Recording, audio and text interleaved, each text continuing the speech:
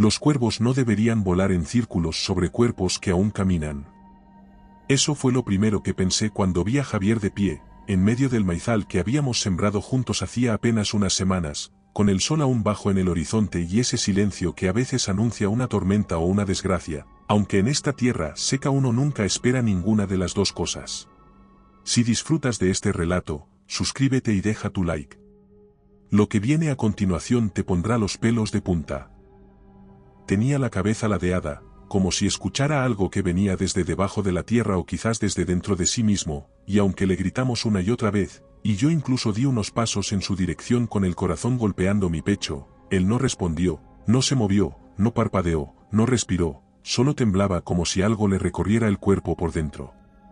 Y entonces ocurrió, no estalló como en las películas, fue como si la piel y los músculos se disolvieran de golpe, como si su carne hubiera sido succionada desde dentro, y lo que quedó fue una especie de cáscara marchita, vacía, flácida, inerte, y de eso emergió una neblina rojiza que no se disipaba con el viento, sino que se arremolinaba como si tuviera voluntad, como si flotara buscando algo, y antes de que pudiéramos reaccionar, antes de que uno de los muchachos gritara siquiera, esa bruma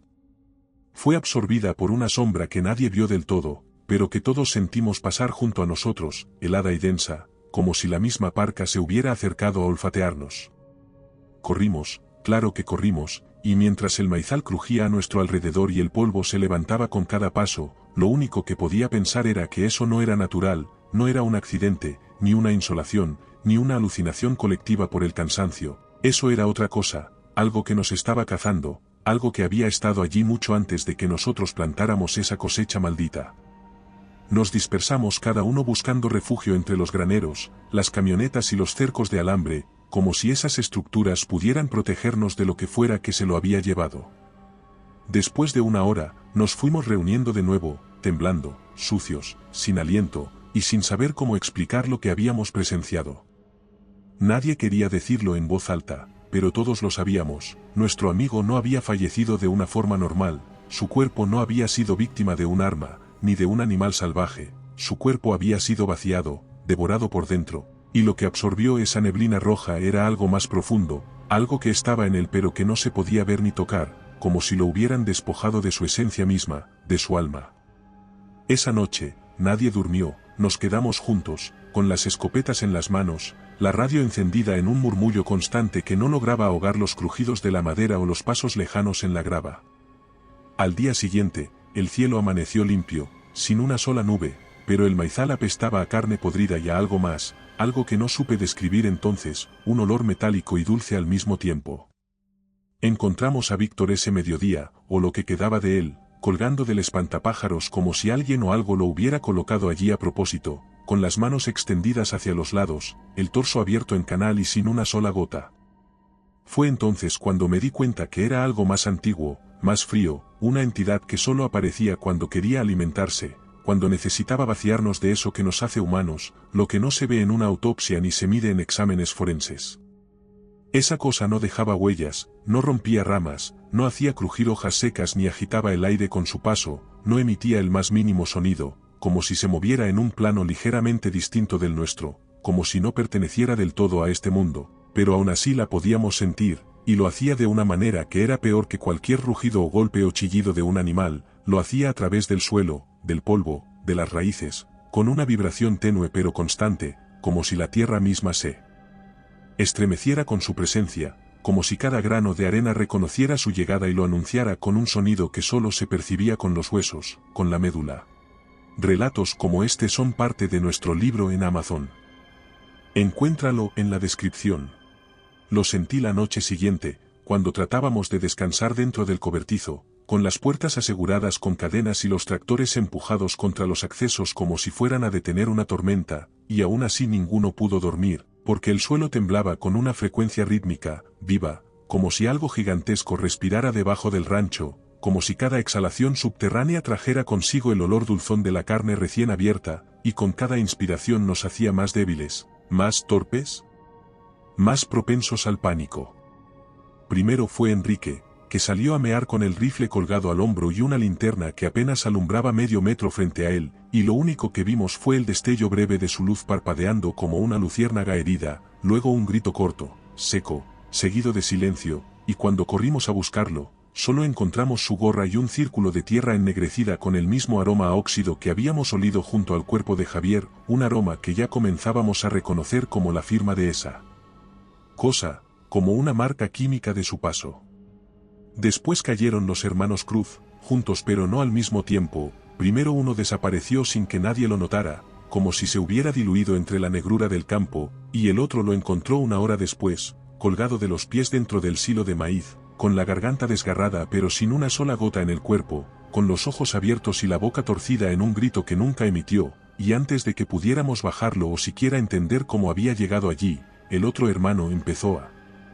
gritar como un loco y a correr por los campos, jurando que lo había visto, que la sombra lo había mirado con una cara que no era cara, con algo que parecía un rostro pero que no tenía forma ni expresión, solo una superficie de oscuridad macabra, como si la criatura fuera una copia mal hecha de lo humano, una burla viviente.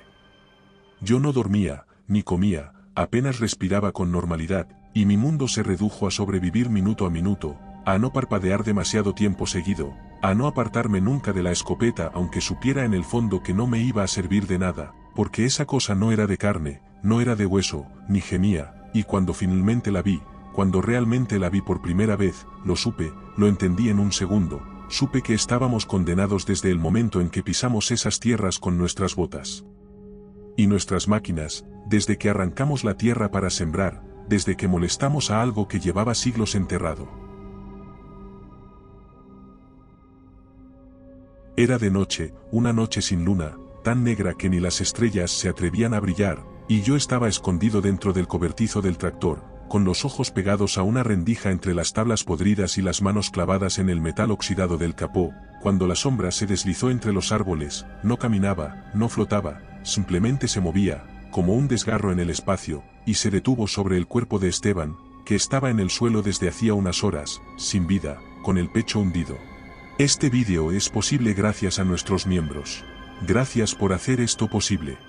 Y la piel resecándose ya bajo el polvo, y vi como una neblina rojiza se elevaba lentamente del cadáver, como vapor de un charco caliente, y como esa sombra la absorbía, la bebía sin moverse, como si aspirara su esencia con hambre, sin urgencia pero con propósito, con una finalidad que iba más allá del simple asesinato.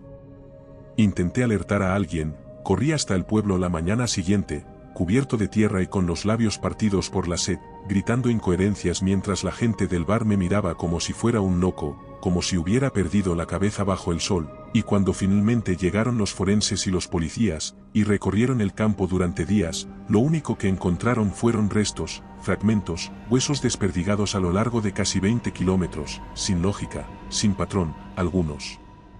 blanqueados por el sol como si llevaran allí semanas, otros aún calientes, como si acabaran de desprenderse de sus cuerpos, y aunque me interrogaron hasta el cansancio, aunque trataron de encerrarme, aunque uno de ellos me llamó asesino con los ojos llenos de asco, ninguno pudo explicar lo que vio, ninguno pudo entender por qué los cadáveres no tenían líquido, ni órganos blandos, ni señales de arma alguna, porque los árboles alrededor de los sitios estaban marchitos.